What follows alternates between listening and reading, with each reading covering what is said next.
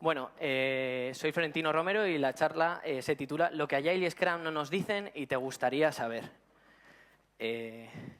Yo creo que, bueno, Agile y Scrum no nos dice todo, pero tampoco sé muy bien cómo va a salir. Así que vamos adelante. Uy.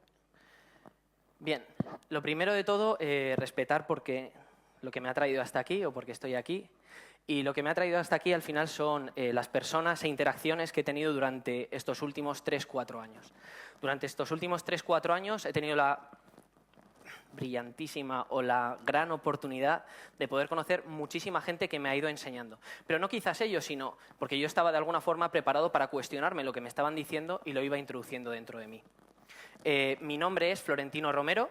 Ahí tenéis mi Twitter, Worlintino, ¿vale? Escribo 0 tweets, o muy poquitos. Espero escribir más a partir de ahora. Y tengo 100 seguidores, ¿vale? Y en Thinking With You, allí tenéis a Diego Rojas y algún compañero mío ha hablado antes, como Israel. A lo que me dedico es a bombardear un poco la conciencia. Me encanta muchas veces estar en mitad de un discurso y de repente lanzar una pregunta y llevarlos a otro sitio. Pero todo esto no es lo que soy, ¿vale? Lo que soy son muchísimas cosas, hago muchas cosas, interpreto muchísimos papeles y ninguno de esos papeles me representa. Yo soy yo y ni siquiera puedo definirme, ¿vale? ¿Qué es lo primero que Agile y Scrum no nos dicen y quizás os gustaría saber? Bueno, pues supongo que estaréis aquí porque queréis saber aquello que yo sé. Entonces, lo primero que Agile y Scrum no nos dice y me gustaría saber quizás es mi propio manifiesto. El mío es este. Personas e interacciones sobre todo lo demás, ¿vale? Es lo único que me importa y es lo que me ayudó a descubrir un mundo diferente desde que me lo acercó Leo Antolí hace 4 años, ¿vale? Yo me dedicaba al desarrollo de software y sigo amando la profesión y me encanta. Es un rol más, ¿vale? Un papel más, pero que tampoco me define. Y este es mi manifiesto y desde aquí enfoco todas y cada una de las relaciones de mi vida. Todas, absolutamente todas. ¿Qué viene a decir esto? Bueno, para empezar no dice individuos, porque individuos se puede referir a cualquier ser vivo, sino que es personas, lo que somos, ¿vale? Y las interacciones viene a referirse a cualquier persona, pero también a aquello que creamos, que al final lo crean las personas. Entonces, es estar simplemente en una posición de querer analizar todo y poner por encima siempre eso. Llegar a una organización y velar porque cómo, de alguna forma, yo voy a poder ayudar que en esa organización las personas se puedan comunicar mejor y sus interacciones sean mejores. Y este es mi manifiesto. No es el de Agile, no es ningún otro, es el mío, ¿vale? Sí que lo he sacado de Agile y me ha ayudado, pero este es mío. Entonces, os animaría a que probarais, experimentarais, a preguntaros, bueno, ¿cuál es el vuestro? ¿Desde dónde estáis enfocando vuestro trabajo? ¿Desde dónde estáis enfocando vuestro día a día? Yo tengo más o menos claro cuál es el mío, que puede cambiar, pero ¿cuál es el vuestro? ¿Cuál es vuestro manifiesto y de dónde estáis trabajando? Bueno, y desde aquí vamos a empezar un poquito con algo más de caña, ¿vale? Dentro de la...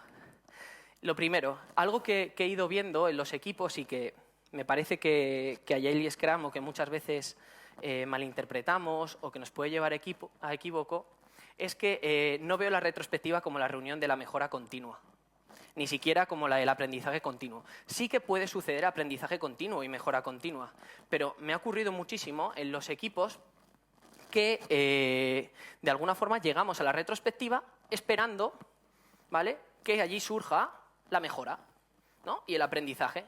Y la pregunta es, ¿y qué ha ocurrido en las 2 semanas anteriores que hemos estado trabajando? O sea, llegamos allí a, bueno, está guay, te toca facilitar y, joder, eso cuesta facilitarlo, pero horrores. Estás ahí, venga, que sí, a ver si sale, a ver si no, a ver si tal, y no sale. No sale, ¿por qué? Porque nos hemos tirado 2 semanas no pensando quizás en esto. Y existen muchos puntos en los que nos podemos parar a reflexionar sobre qué está ocurriendo, no solamente cada 2 semanas. Ok, la complejidad. Bueno, la complejidad la he dividido así, ¿vale? Me ha dado, creo que, bueno, puede acercarnos el enfoque. Lo que he hecho ha sido, no sé si se ve muy bien, pero os lo traduzco, desde lo que son las personas, ¿vale? Las personas tenemos una serie de necesidades, las necesidades hacen que surjan productos, los productos hacen que surjan una serie de entregas de esos productos, hace que trabajemos en una serie de incrementos o sprints, que ya hablaremos luego de la palabra incremento, hace que también tengamos dentro unas historias de usuario, unos criterios que nos sirven para validar esas historias y unos test, ¿vale? No sabía si poner test o tarea, pero bueno, creo que test está bien por el concepto de experimento. En todas estas fases, lo que estamos haciendo es generar experimentos. Experimentar con la persona, si eso que estamos haciendo cubre sus necesidades o no. Experimentar con esas necesidades, si de alguna forma son esas las que verdaderamente tenía o tiene otras. Experimentar con los productos, con las releases, con los sprints, historias de usuario y demás. El tema es que Scrum se centra en eso de allí, ¿vale? Ahora, bueno, están saliendo frameworks de escalado y seguirán saliendo seguro muchísimos más. No sé ya cuántos llevamos, si llevamos 5 o 6. Pero bueno, a mí lo que me importa más es que pensemos un poco y reflexionemos en qué está ocurriendo, ¿vale? Todo esto, todas estas fases lo que nos generan son experimentos. Y después de cada experimento podemos pararnos a pensar qué ha ocurrido. Está muy guay, por ejemplo, cuando trabajamos con test y con criterios de aceptación, el TDD y BDD, ¿no? Y la integración continua. Está muy bien, pero eso lo hace una máquina, no personas e interacciones. Y lo que estaría muy bien es que, independientemente de que tengamos integración continua o no, en el momento en el que recibiéramos un error, nos parábamos a pensar qué está ocurriendo y cómo de alguna forma puedo mejorar eso en mi entorno. No es ir directamente a solucionar el error, no, es pensar qué ha ocurrido y ver cómo poder solucionarlo. Entonces, este es el foco de Scrum. Me gustaría que nos quedáramos con que también hay otros focos que no están dentro de Scrum y que tenemos que empezar a tratar y que se pueden sincronizar de la misma forma. ¿Cuál es mi reflexión en cuanto a que la retrospectiva no es una reunión de sincronización? A lo largo de un sprint, ¿vale?, que está condicionado con el tiempo, hacemos muchísimos experimentos, no solamente estos, muchísimos más. Hacemos historias de usuario que tienen un principio y un final, descomponemos las historias de usuario en criterios de aceptación, hacemos test, ¿vale? El mejor lugar para recoger feedback no es cuando terminamos a las 2 semanas. El mejor lugar para recoger feedback, desde mi punto de vista, es cuando terminamos el experimento. ¿Qué ocurre con la retrospectiva? La retrospectiva está dentro de un ciclo iterativo y ocurre cada 2 semanas. Y muchas veces metemos, sin ningún tipo de objetivo o sin ningún tipo de ligazón, un montón de historias de usuario, que sí que pueden ser un incremento o no, que ya veremos luego la palabra incremento. A lo que voy es que si estamos descomponiendo y verdaderamente estamos haciendo experimentos ahí, deberíamos preocuparnos por recoger feedback y luego a lo mejor la retro sería muchísimo más útil. Y no llegaríamos con vamos a la retrospectiva a ver qué surge, sino que vamos todos con un trabajo hecho previo en el cual, llegando a la retrospectiva, todos tenemos que aportar desde distintos puntos de vista y desde una descomposición de la complejidad diferente, ¿vale? Para mí un equipo no parte de ahí, sino que un equipo comprende todo esto. Y creo que en las retrospectivas debería estar presente todo. Personas que se encarguen de haber descompuesto esta complejidad a todos los niveles. Bien, ¿qué experimentos he probado? Bueno, lo que he hecho ha sido, por ejemplo, el panel de retrospectivas, cualquiera que utilicéis, uno de estrella o el típico de pluses deltas, mantenerlo abierto todo el tiempo. Todo el tiempo el equipo puede levantarse y puede ir a poner allí su feedback o su aprendizaje, ¿de acuerdo? Incluso puede dar gracias, ¿por qué no? Lo que utilizamos la retrospectiva simplemente es para reflexionar y sincronizar esa información y ver hacia dónde vamos, pero el aprendizaje ya ha sucedido. Esto es importante. Creo que hay que educar a la gente para que empiece a aprender qué significa reflexionar. Necesitamos introducir espacios de reflexión después de cada uno de los experimentos que realizamos. Así dejaremos de ser meros desarrolladores y pasaremos a ser un poquito más científicos, porque al final estamos trabajando sobre un método científico. ¿Qué más pienso? ¿Qué más he realizado? Creo que es bueno, después de aquellas sincronizaciones a lo largo del tiempo, después de una daily o una retrospectiva, pararnos a pensar en qué ha ocurrido. ¿Vale? Después de una daily se puede hacer un pequeño punto de feedback y preguntar al equipo ¿qué ha pasado para introducir cambios? Sí. ¿Vale? Es otro experimento más. La daily y la retrospectiva no es un punto de mejora continua, es simplemente un momento de sincronización en el tiempo. También A3 Thinking, o bueno, yo trabajo con el A3 Thinking, pero podéis utilizar POSIT también, disponibles en todo momento. En cualquier momento el equipo, si cree que tiene que hacer un experimento, lo puede hacer. Es decir, estamos en un sprint de 2 semanas, en la semana 1, si surge la necesidad de hacer un experimento, no tenemos que irnos a la retrospectiva, tenemos que hacer el experimento y el cambio. Y en la retrospectiva ya reflexionaremos y recopilaremos cómo todo eso ha funcionado o no. ¿Para qué utilizo también las retrospectivas? Como workshops emocionales. Hay cosas que no se pueden sincronizar o hay experimentos que es más complicado. Entonces, creo que el trabajo emocional metido en las retrospectivas ayuda muchísimo al equipo. ¿Por qué? Porque nos pasamos 2 semanas y muchas veces no tenemos esos tiempos para ir sincronizándonos emocionalmente, ¿vale? Más cosas. He probado también a poner la retrospectiva antes de la demo, ¿vale? ¿Para qué? Condicionamos muchísimo nuestro aprendizaje al resultado de la demo. Y eso no siempre tiene que ser así. ¿Por qué? Porque ¿qué podemos decir de nosotros mismos si nuestra autoevaluación o nuestra evaluación depende de los demás o de lo que ocurre? Yo lo que he hecho es lo que he hecho. El resultado, pues bueno, es este. Pero lo que he hecho es esto y sobre eso va mi aprendizaje. Ok, si no soy capaz de reflexionar de eso o condiciono mi aprendizaje en base a ese resultado, voy a tener problemas. ¿Por qué? Porque no soy capaz de evaluarme. Voy a estar siempre dependiendo de la evaluación de los demás. Yo tengo muchísimos problemas con eso. Siempre estoy pidiendo que me digan qué tal o qué no. Si es que eso da igual. Aquí voy a hablar de lo que yo sé y voy a hablar de lo que yo soy. Y nada más. Y eso es lo único que importa, lo que me va a estar acompañando. Y debemos aprender a eso. ¿Qué más cosas? Feedback. Hablar del feedback y comentar el feedback desde lo que he aprendido y qué diferencias ha habido entre experimentos. Termino una historia de usuario, termino otra, puedo comparar. ¿Por qué no me junto con las personas que han terminado esa historia de usuario y vemos qué ha pasado diferente y reflexionamos y recogemos un pequeño feedback? No digo 2 horas, digo 5 minutos. Intentemos generar eso. Y luego también, otra cosa que utilizo en las retrospectivas para sincronizar es el momento de celebración que siempre nos lo saltamos. Siempre nos lo saltamos. Necesitamos espacios de celebración. De celebración significa, mira, estamos aquí y vamos a disfrutar un momentito juntos de aquello que hemos conseguido, más allá de incluso del resultado, simplemente de todos estos aprendizajes que estamos obteniendo. Tercero, una de las grandes preguntas que me hago cada vez que leo el manifiesto, llego al punto de colaboración y negociación contractual. Colaboración con el cliente. Y siempre me pregunto, ¿quién es el cliente? Siempre. ¿Quién es el cliente? Porque cada vez que hablo con alguien digo, el cliente es este, el cliente es otro, el cliente es otro. Bien, para mí, ¿quién es el cliente? Para mí, el cliente es toda persona que está involucrada en aquello que estamos haciendo. Y lo que estamos haciendo es, a través de esto, hemos descompuesto la complejidad desde la necesidad de una persona hasta el test. Y ahí hay un montón de gente que tiene unos conocimientos que está trabajando con nosotros. Hay veces que podemos contactar con ellos directamente y otras veces ni los conocemos porque hay mucha jerarquía o incluso hay un problema de localización.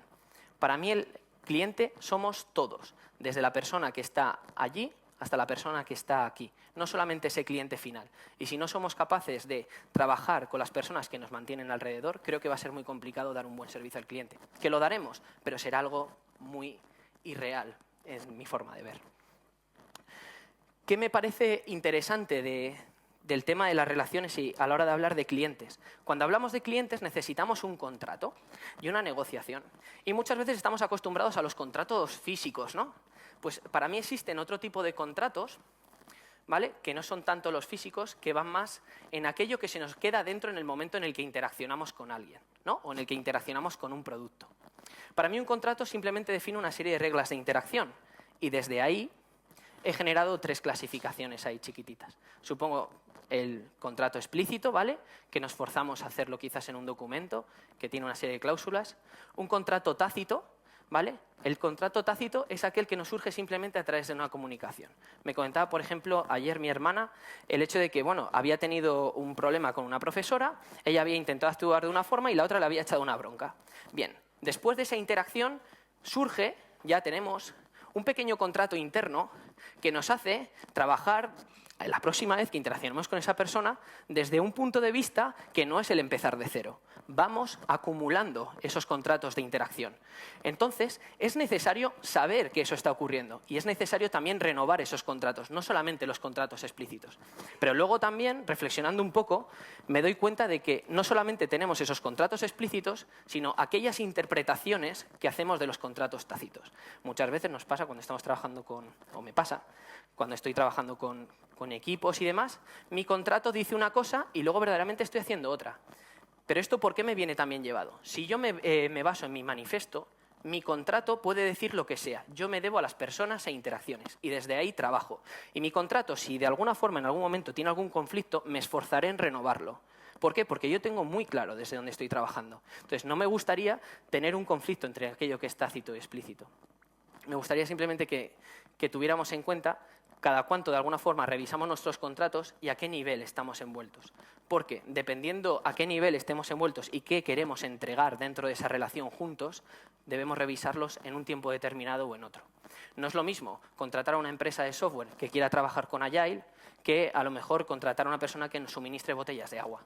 Pues dependiendo cómo sea el suministro y dependiendo cómo queramos hacer esa entrega, deberíamos intentar revisar esos contratos después de reflexionar sobre esos experimentos, ¿vale?, que hemos lanzado juntos. Vale, ¿qué he experimentado? ¿Qué he probado? Lo primero, ¿cuál es la necesidad de la persona? Siempre que alguien me esté hablando, siempre intento pensar qué necesita. Sobre todo cuando estoy en ambientes en los que intento ponerme un poco más esa capa de coach o intento ayudar, ¿no? ¿Qué es lo que la persona necesita? Luego, trabajo a veces con mapas de relaciones. ¿Qué significa esto? Bueno, en una retrospectiva se puede trabajar o generar un espacio aparte. Lo que hacemos es ver cómo son las interacciones de las personas dentro de los equipos de trabajo. Cómo son las interacciones dentro de nuestro grupo. ¿Con quién me estoy relacionando? ¿Qué le doy? ¿Qué no le doy? A cualquier nivel lo podemos hacer. Si estamos con un equipo de desarrollo, ¿qué estoy pasándole a un compañero de desarrollo? Mira, yo soy de Java, tú eres de JavaScript, ¿qué te estoy pasando? ¿Qué no? ¿En qué puedo ayudarte? ¿Cómo te puedo ayudar? ¿Por qué debo ayudarte? A lo mejor el por qué es, a mí no me apetece porque no puedo ofrecerte nada. Desde ahí, redefinir las relaciones. Y luego también, algo que he experimentado es, en el cómo de a menudo, de alguna forma, chequeamos esas relaciones. Normalmente hemos hecho experimentos, también con algún compañero en algún cliente que tenemos, de team building cada X tiempo, ¿vale? Team building con un formato de World Café o formatos abiertos de colaboración, en los cuales la gente simplemente acude a compartir su experiencia, nada más, ¿vale? Espacios en los que tú puedes dar tu opinión libremente y no se va a criticar y simplemente vamos a construir. También, por ejemplo, otra iniciativa bonita que pusimos en marcha, el tema de los Agile Games, que nos sirve también de celebración.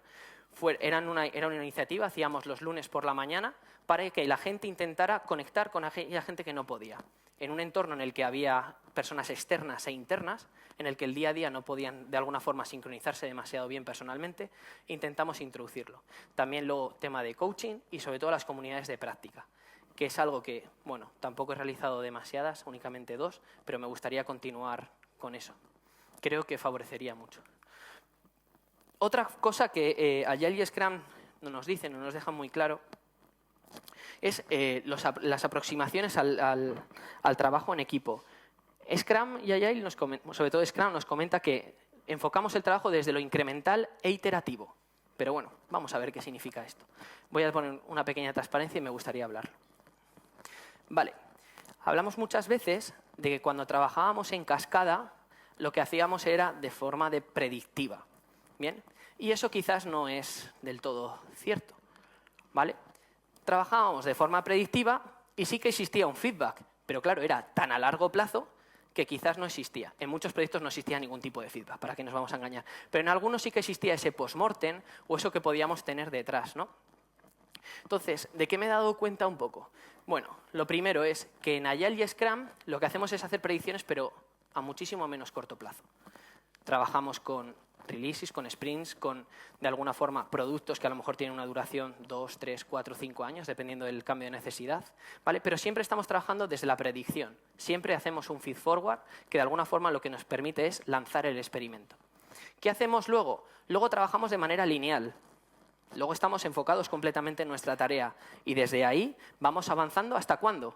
Hasta cuando hemos puesto que termina nuestro experimento. Normalmente trabajamos con una serie de políticas, una definition of done o algún tipo de checklist que nos permite definir unos criterios de aceptación que hacen que terminemos.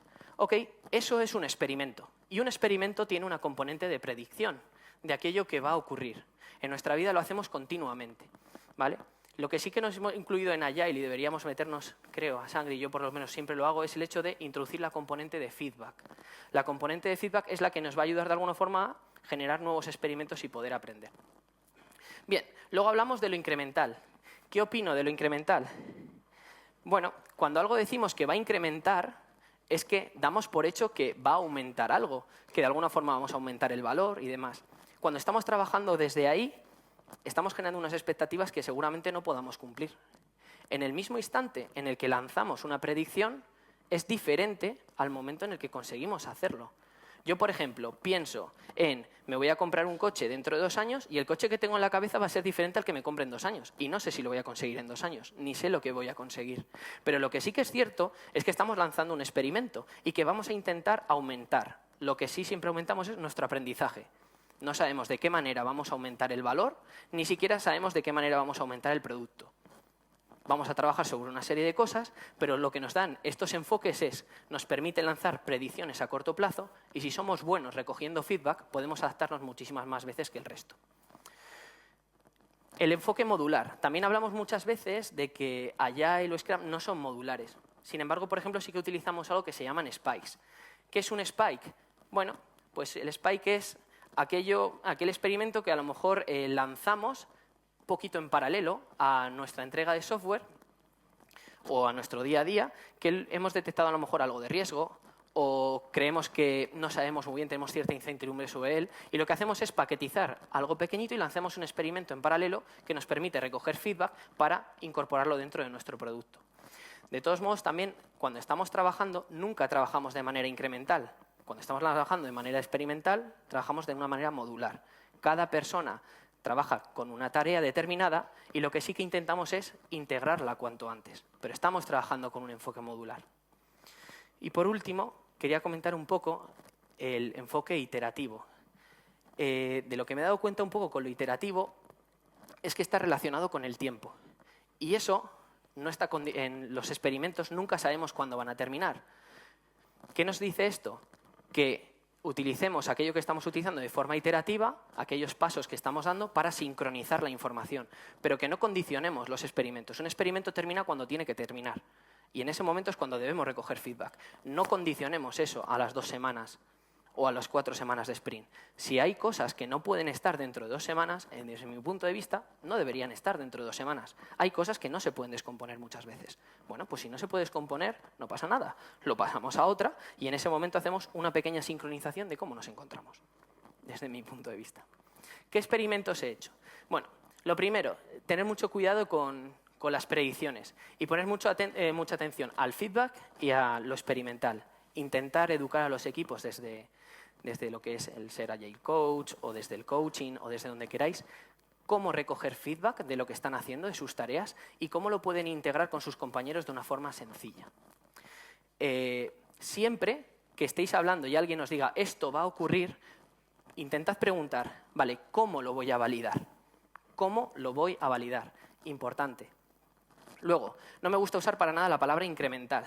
O vamos a llegar a hacer esto. Bueno, sí, perfecto. Puede ser que sí y puede ser que no. Sin embargo, me gusta mucho hablar de lo que está ocurriendo ahora y no de lo que va a ocurrir dentro de 2 o 3 semanas o 5 semanas. Para mí, teniendo esa visión, creo que es más importante el hecho de estar trabajando sobre lo que hay que ahora y empezar a recoger feedback cuanto antes. Luego, otra reflexión. Iterar sobre la misma cosa es imposible. Por una cuestión de tiempo, nunca vamos a estar iterando sobre lo que hay. Pero me parece muy importante que empecemos a tener la capacidad de detectar qué diferencia encontramos en aquello que estamos haciendo. No hay 2 sprints iguales, no somos predecibles. Entonces, ¿qué diferencia hay entre los dos? Y cojamos conclusiones para el siguiente. No nos relajemos y digamos, mira, tenemos un proceso ahí, ya miraremos, ¿no? Entonces, me parece importante eso, el hecho de siempre estar dando pasos y siempre estar viéndolo. ¿Qué más cosas? Cuando estamos trabajando en un objetivo, siempre estamos trabajando en una forma lineal hasta que detectamos que debemos reflexionar. Y hay muchas veces que pasamos por nuestra vida desde ahí, ¿no? Yo cojo, voy y llega un momento en el que me paro. Y en ese momento quiero reflexionar. Mientras tanto he estado dejándome llevar, quizás. O he estado trabajando de manera lineal. Y ojalá que en esa linealidad tenga muy claro cuál es mi enfoque o mi manifiesto. Luego otra cosa, intentemos entender qué es un enfoque modular e intentemos utilizarlo bien. Intentemos utilizar un enfoque modular para, si seguimos una línea, abrir algo aparte para intentar sincronizarlo cuanto antes. Y cuando estemos trabajando con equipos, igual. Y una forma buena, o un experimento también que he probado que me gusta mucho, es el hecho de, antes de empezar un sprint, chequear cómo estamos. Coger y chequear toda la arquitectura y todo lo que tenemos. Chequearlo de forma completa para ver cómo estamos antes de comenzar el sprint. Creo que es un buen punto de sincronización muchas veces. Vale, otra cosa que quizás nos dice Agile y Scrum, pero que quizás nos gustaría saber, es que la autoorganización en Scrum es simplemente una forma de organizarse. Perdón, una forma de autoorganización. ¿Cuál? La que define Scrum. ¿Vale? ¿Por qué trabajamos con la autoorganización? Antes mi compañero Israel también lo ha comentado, ¿no? Bueno, estaba hablando un poquito de lo que es la organización. Yo, por ejemplo, me pasa en Thinking mucho con mis compañeros. Yo, por ejemplo, por mí mismo, hay veces que hay problemas que me desbordan o que no sabría de alguna forma manejar si no trabajo con ellos. Entonces, ¿para qué me uno con ellos o por qué me siento bien con ellos? Me siento bien con ellos porque sé que puedo hacer muchísimas más cosas que si estuviera solo. Pero no solamente eso. Desde lo que es un enfoque autoorganizado, sé que voy a poder llegar a encontrar mi hueco y que desde ahí voy a poder aportar mucho más que lo que son la suma de nosotros. Nosotros somos 3 ahora mismo y creo que el hecho de que trabajemos en equipo nos permite hacer muchísimas más cosas que el hecho de que estemos únicamente por separado. Entonces, yo me uno a un equipo y trabajo de forma autoorganizada para poder trabajar mejor con esa complejidad. ¿Bien? ¿Por qué? Porque también estamos en un mundo de cambio continuo en el que todo cambia. Entonces, cuantas más personas y más autoorganizadas seamos y más entendamos lo que está ocurriendo, de alguna forma nos permitirá alcanzar más. ¿Qué ocurre también? Bien, ¿o qué consiste la autoorganización? Para mí la autoorganización es, yo ahora mismo os estoy dando una información y cada uno seguramente después actúe de una determinada forma. Para mí eso es autoorganización. ¿Vale? Siempre tenemos autoorganización. Pero, ¿qué ocurre muchas veces? Que hay factores que restringen la autoorganización o que potencian la autoorganización. Ahora mismo en Scrum tenemos 3 roles: Product Owner, Scrum Master y el equipo de desarrollo. Cosa que me parece bastante mal el hecho de que el equipo de desarrollo no tenga ningún tipo de nombre, porque ya me molaría a mí también estar dentro del equipo de desarrollo y que me llamara de alguna forma. Entonces, no sé, el Java Master o el JavaScript Master o el Yo Master, ¿no? O algo así. Entonces, no es una crítica, simplemente hablo de que cuando damos una información al equipo, el Product Owner cogerá aquello que tenga ese rol, el Scrum Master cogerá aquello que tenga ese rol y el equipo cogerá aquello que tiene ese rol. Y siempre pasa lo mismo. Entonces, ¿hay otras formas de poder hacerlo? Sí, desde lo que somos. ¿Por qué no trabajamos desde lo que soy? Por ejemplo, yo, si más allá de un papel o de un rol trabajo desde lo que soy como persona, que yo puedo ser muchísimos roles, si me dan una información, trabajaré desde lo que soy y desde lo que puedo aportar, no desde lo que pretendo ser o desde el papel que debo demostrar, que es algo muy diferente. Yo no soy Product Owner o soy Scrum Master, por mucho que queramos, soy yo. Y desde ahí puedo aportar muchas más cosas, ¿vale? Muchas veces damos por hecho de que el Product Owner tiene que hacer no sé qué. Pues no, no tiene que hacer. El Product Owner es una persona, lo primero. Y no es un Product Owner, es una persona. Y la persona actuará como la persona quiera. Entonces, cuando damos una información, debemos tener en cuenta que, cuidado con los roles, porque eso es una forma únicamente de comportarse. Y si trabajamos desde la persona, tenemos muchísimas más combinaciones posibles. Hablando de la estructura, cuando trabajamos en ciertos esquemas jerárquicos, hace además que nos limitemos la forma de autoorganización que tenemos. Si yo percibo una información y quiero actuar, hay veces que la jerarquía puede de alguna forma poner un límite a aquello que me hubiera gustado hacer si no la tuviera. Un cierto tema por la estructura. Lo que sí que es cierto es que también depende de la percepción que tengamos de la jerarquía. No todo el mundo funciona igual y por eso mucha gente muchas veces se cambia de empresa o lo pasa mal cuando le mandan o cuando de alguna forma va acumulando toda esa irascibilidad que tenemos dentro. Entonces, no es que no tenga que haber jerarquía ni no, porque eso nos daría para muchas charlas, sino que simplemente tengamos en cuenta que tal y como estamos estructurados puede llegar a condicionar cómo estamos trabajando desde la autoorganización, ¿vale? Y lo vuelvo a repetir, me parece bastante mal el hecho de que haya personas que estén trabajando en el equipo de desarrollo y no tengan una etiqueta especial. Si vamos a poner etiquetas, pues todos las tengamos, ¿no? Experimentos. Cada vez que, por ejemplo, alguien me habla de... Estoy muy acostumbrado en organizaciones, el otro día me pasó, estábamos hablando de DevOps con una persona, me decía, no, es que tal, vamos a poner un área, porque tenemos un problema aquí, otro aquí, y lo que vamos a hacer es construir una nueva área. Vale, sí, pero hemos visto a lo mejor alguna otra forma de poder complementar ese trabajo o esa función. A lo que voy con esto es, siempre que digamos, o siempre que estoy trabajando con alguien y dice, no, necesitamos a una persona, o necesitamos a un equipo, o necesitamos construir un área, lo primero que me paro a pensar es, ¿qué necesidad debemos cubrir? primero, y desde ahí cómo nos vamos a organizar para poder cubrirla de la mejor manera posible. Después, en los equipos siempre intento que los equipos de desarrollo tengan conocimiento de negocio y aprendan a hablar el lenguaje de negocio.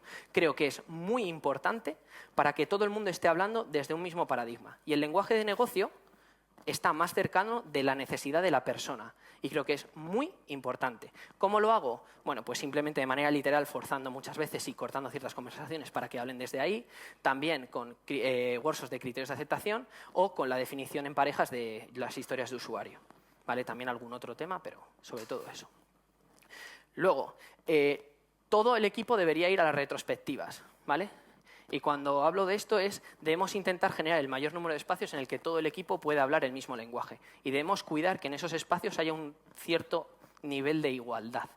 Y hay veces que las etiquetas hacen que generemos distancia y distintos niveles de desigualdad. Luego, yo nunca hablo de etiquetas. Intento nunca hablar, ¿vale? Es imposible no hacerlo, pero por lo menos intento que no hablar de Product Owner, Scrum Master y eso. Y siempre referirme a la persona por su nombre y descubrir qué está haciendo, cuál es su necesidad, cómo la puede cubrir y qué tareas puede hacer. ¿Qué más hago? Hay veces que me gusta mucho este experimento, no sé si lo habéis hecho alguna vez de forma consciente, es el hecho de llegar tarde. Yo llego tarde a la daily o llego tarde a una determinada reunión y veo cómo el equipo ha funcionado. Muchas veces el equipo no hace la reunión o pasa de ella, lo que sea. Y después genero un punto de feedback con ellos y pregunto qué ha pasado. Y trabajamos desde ahí. ¿Qué ha ocurrido? ¿Por qué no os habéis autoorganizado y habéis hecho esto? ¿Qué valor tiene para vosotros el proceso que estáis siguiendo? Porque otro de los problemas que tenemos es que muchas veces pensamos que esto de Scrum, como el Scrum Master tiene la etiqueta, es del Scrum Master. Y no debería ser así. Muchas veces lo que ocurre, y trabajo como Scrum Master, es que, y no me siento muchas veces muy bien, es que llego a las reuniones y parece que es mi reunión. Y yo no quiero generar esa relación de dependencia con los equipos. Y para eso, lo que debo pararme a pensar es que para mí el Scrum Master, por ejemplo, no es una persona dentro del equipo, es un mero facilitador. ¿Vale? Y cuando digo mero facilitador es una persona que no tiene muchas veces demasiada idea de lo que está ocurriendo en el equipo, o prácticamente ninguna. Sí que hay veces que se tiene que incorporar, pero intenta mantener esa distancia para que el equipo se pueda autoorganizar de la mejor manera posible. Y luego Scrum no es del Scrum Master, es del equipo que está desarrollando un producto, desde mi punto de vista. Ok, más cosas que de alguna forma Scrum y él nos dice y quizás os gustaría saber. No trabajo nunca desde el concepto multidisciplinar como lo podemos llegar a entender. Porque creo que el concepto multidisciplinar, como lo entendemos, hace que generemos unos equipos inicialmente de puta madre, pero que luego quizás no los descuidemos. Y desde mi punto de vista, cuando lo que construyamos está bien, pero es más importante qué capacidad de iterar tenemos y qué capacidad de modificar lo que hacemos. Entonces, ¿qué me ocurrió? Estaba en un cliente, llegué el primer día y me paré a pensar, ¿no? Llego y me dicen, no, mira, es que no... Digo, ¿dónde está el equipo? Yo voy allí, voy a ir a ver dónde está ese equipo precioso con el que voy a trabajar. Dicen, no, mira, es que el equipo tiene una persona aquí. Y digo, ¿y dónde están las otras? Tiene 2 arriba. Tiene otra persona en otro edificio. Hay otras 2 que no hemos contratado todavía. Y digo, genial. Y las de base de datos y todo esto y las de sistemas dicen, no, mira, pues están en otro edificio, pero se encuentran pues, a 30 kilómetros. Digo, muy bien, genial. Entonces lo que hice fue cogerme una hoja de papel e iba preguntando a la gente, digo, venga, vamos a construir ese equipo multidisciplinar, ¿no? Fui preguntando, y lo que hice fue intentar construirlo desde qué personas e interacciones estaban dentro del producto. ¿Qué me surgió? Bueno, pues me surgió un monstruo.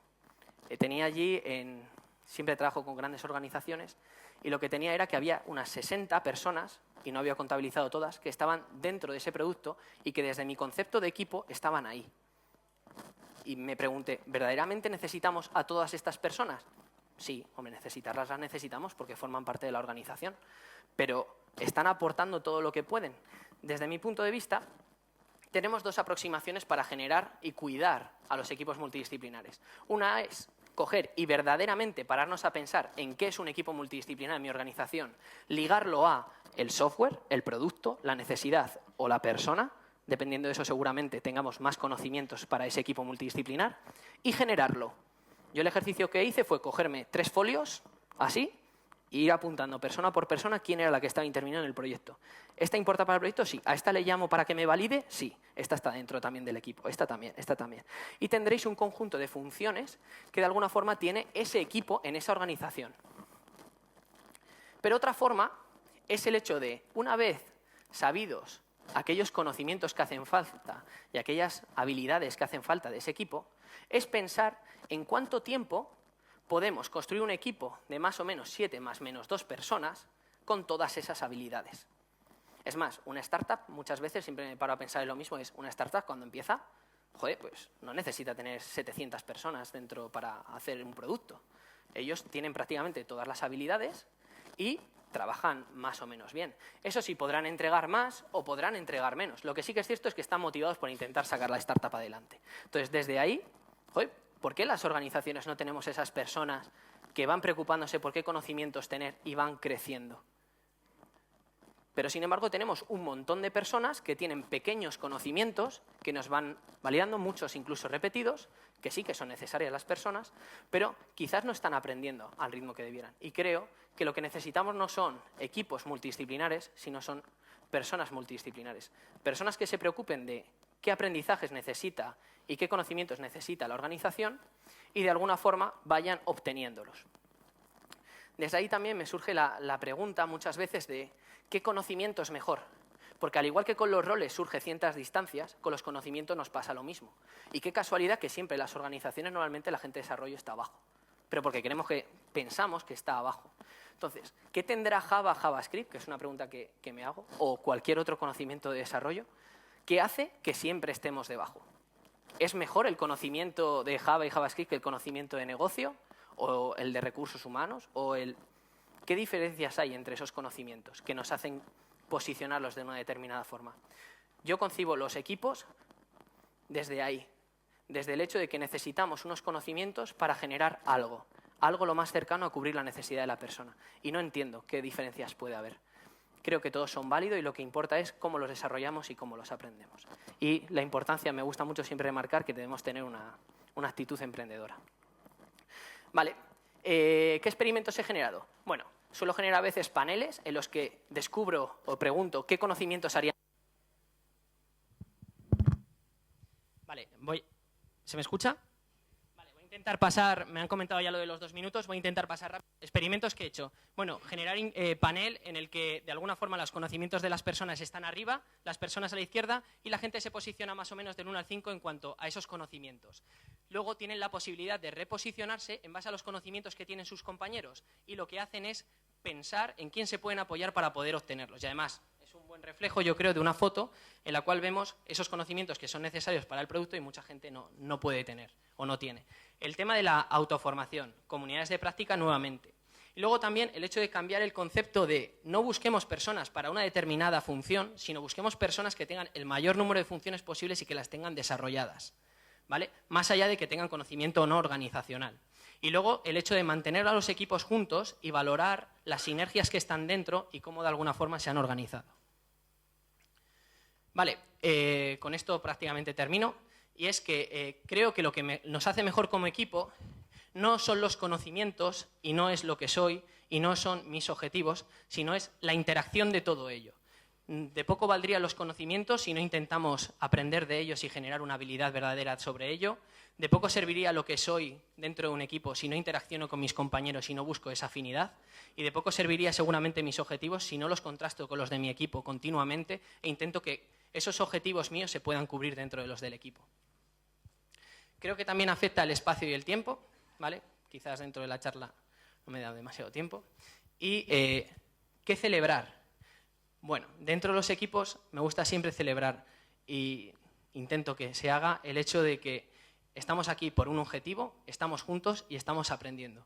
Entonces, siempre que generemos esos espacios de celebración dentro de las retrospectivas, intentemos plantear qué hemos aprendido, intentemos valorar que estamos juntos e intentemos recordar qué hemos conseguido. A lo mejor no es lo que quería el Product Owner, pero a lo mejor hemos conseguido otros objetivos que también son valiosos y nos pueden ayudar. Bueno, ciertos experimentos, la retrospectiva como celebración, demo, también mantener el equipo junto. Y por terminar, creo que no trata esto de ser o no ser Agile o Scrum o no Scrum, y las organizaciones, muchas de ellas, no son Agile ni son Scrum. Trata de saber lo que somos y desde ahí intentar utilizar Agile y Scrum para que nos ayude lo máximo posible. Muchas gracias.